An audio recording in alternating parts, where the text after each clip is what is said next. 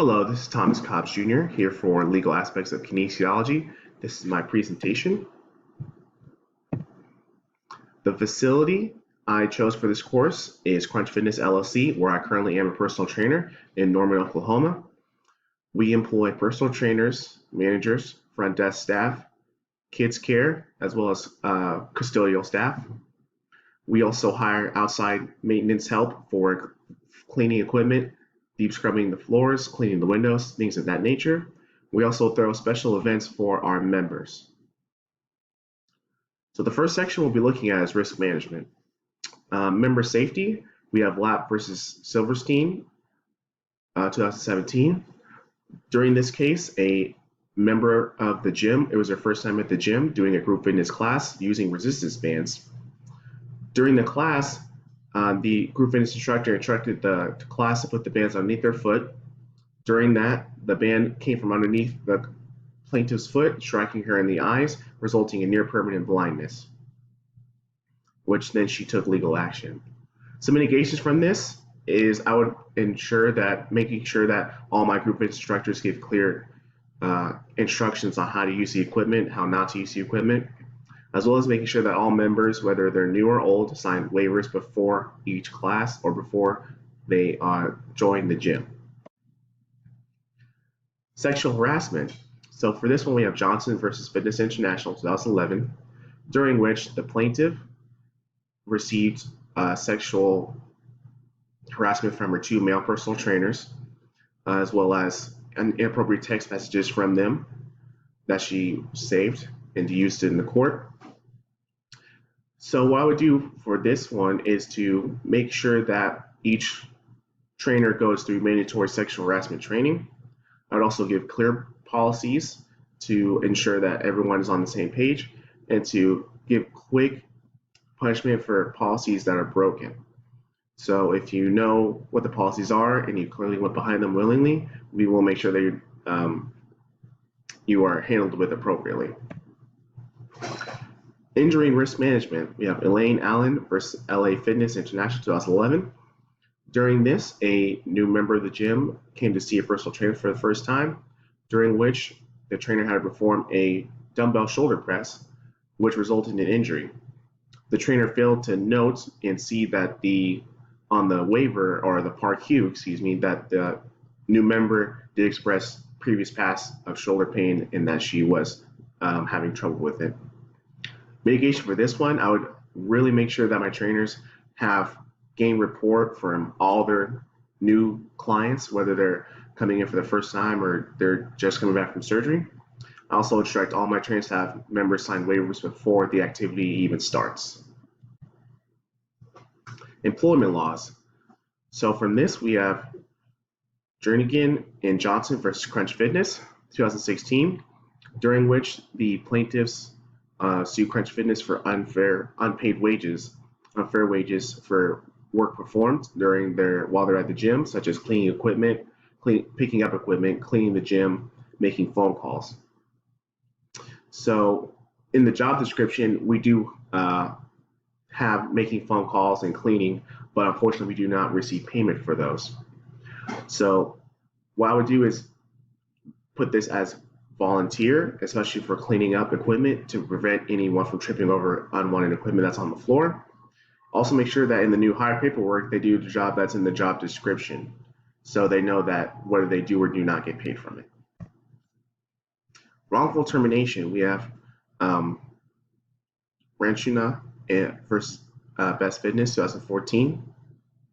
So during this, we have a male plaintiff who, through promotions, was sent to multiple gyms, and during his last gym that he was at, another male employee gave him unwanted sexual remarks, sexual comments towards other members, towards him.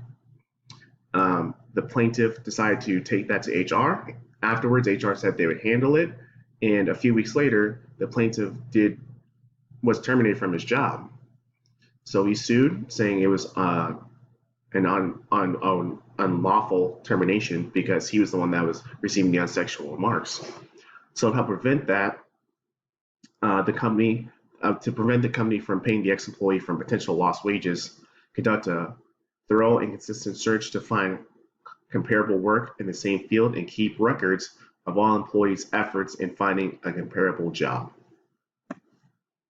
Next, we have racial discrimination. We have Broner versus Planet Fitness, Ewing, 2013, during which we have a front desk worker who has been with the company through Planet Fitness for several years, stating that she was passed through promotions multiple times, especially from employees that have not been with the company as long as she has. So the mitigations for this is I would have all staff familiarize themselves with the company's workplace policies and act responsibly.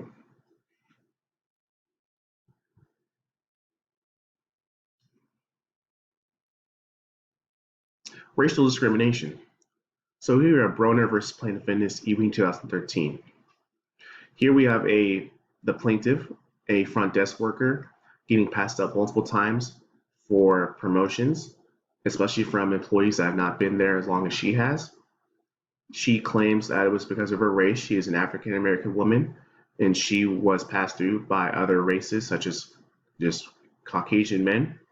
She decided to file under Title VII for racial discrimination. The court found that she did have enough evidence and there wasn't enough findings to say that there was racial discrimination in this case. So the mitigation for this, I would have all staff familiarize themselves with the company's workplace policies and act responsibly. She did also receive racial discriminatory remarks toward her for being an African American woman. So to educate all your staff on that, I would go to training on EEO principles and learn about legal rights and responsibilities under the anti-discrimination laws. Be proactive as well. So if you see something happening, don't wait till it's too late. Report instances of discriminatory and abusive behavior to your union, management, supervisor, human resource department, and this comes directly from the U.S. Equal Employment Opportunity Commission. So very important that we take action when we see inaction or inequality in the workplace. Application.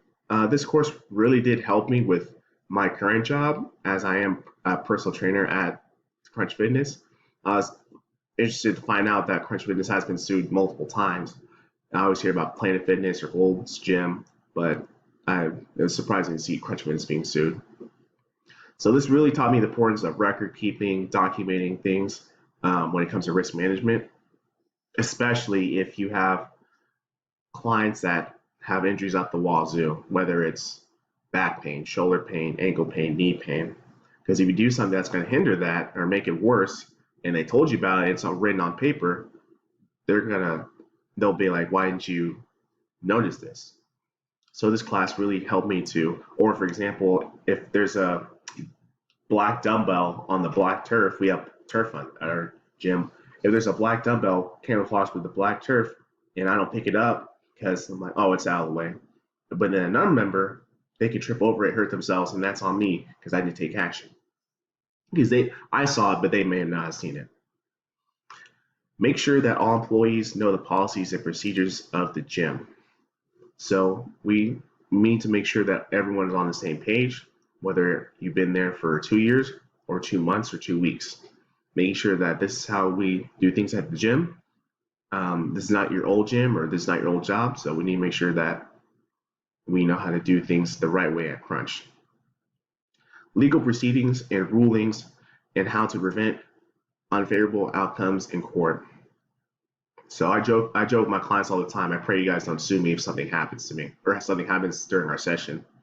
But this class really helped me to see, like, okay, if this happened because of this, because the staff did this, or because the trainer did this, and then they'll sue in a certain way, or they'll take legality in a certain way. So making sure that if anything does happen, which I pray it doesn't, I will be prepared because of this class. It was very informational. I learned a lot of good terms, a lot of good vocabulary during this. It was very, very good class. The faith aspect. So the first one, you are my hiding place. You will protect me from all trouble and surrounding me. with songs of deliverance. Psalms 32:7 NIV. This is good because a lot of people come to the gym because it is safe. It's supposed to be a safe place. For a lot of people, it might be the church. The church might be their safe place with God.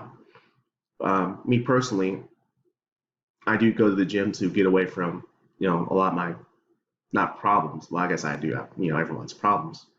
So the gym is a good place where you can even just talk to God, listen to Christian music while you work out. Some people may not feel comfortable going to church, but they feel comfortable going to the gym or vice versa. So that's what this verse reminds me of. The next one, but the one who does not know and does things deserving punishment will be beaten with few blows. From everyone who has been given much, much will be demanded. And from the one who has been entrusted with much, much more will be asked. Luke 12:48 NIV. Several months ago, I currently stepped down from being a personal training manager to just a normal personal trainer. During my time as a manager, I did have a lot of more responsibilities of hiring trainers, firing trainers, make sure trainers were doing their job appropriately, making sure that I was hitting my numbers, making sure that they were hitting their numbers. And the reason why I became a step down and now I'm just a regular trainer is because I wasn't hitting my numbers. They gave me the option of at a certain time you can hit your numbers or we can terminate you, which was, within their right. So I decided to become a normal trainer again. So this verse reminds me of eventually if I do become a general manager of a gym or become a manager anywhere else, I have a lot more responsibility because so much is given, I was given all that, much is received, or much is demanded on. So next, if we confess our sins, he is faithful and just to forgive us of our sins, and he cleanse us from all unrighteousness. 1 John 1:9 NIV. So during this, we do a lot of case studies, and no one's 100% from fault, whether it's one party or another. So this reminds me, just saying, everyone has sinned. Everyone's not 100% perfect, but God does forgive us if we just confess our sins. So if something happens where I do go to court or something happens where I have to go to court, I have to tell them what happened. I have to be honest about it. Just like when I am with God, I have to tell them what happened. I have to be honest. I'm not going to sugarcoat it. I'm like, okay, this is what happened. They did this, this, and this. And when I talk to God, okay, God, I did this, this, and this. Lastly, religion and work. The question was, how do I essentially work and religion putting together?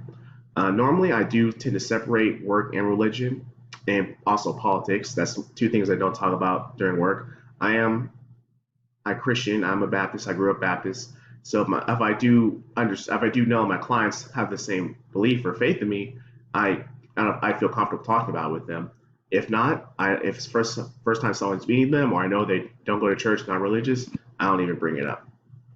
But religious discrimination is treating an individual unfairly because of their beliefs, religious beliefs. The law protects them, most religions, as well as others who have sincerely held religious morals or ethical beliefs. So to answer the question is, would my faith come first before my work? That's really a hard decision. Yes, I believe my faith would come before my work, whether it's losing my job, which I do, which everyone needs in, steady income and benefits, but I'm not going to deny my faith, whether it's through threat of termination, because I know I'll find another job somewhere. The law prevents discrimination relating to any aspects of employment, including hiring, firing, job assignment, payoff, layoff, promotions, fringe benefits, training, and any other terms or conditions of employment. So because of my religious beliefs, I can't be discriminated against because I'm protected through the law, which is very, very nice. But I'm not the kind of person that will use my religion to my benefit. I love praising God. I'm not going to force it down anyone else's throat. Thank you very much. I appreciate your time. Thank you for the course, very enjoyable. These are my resources, and I thank you again.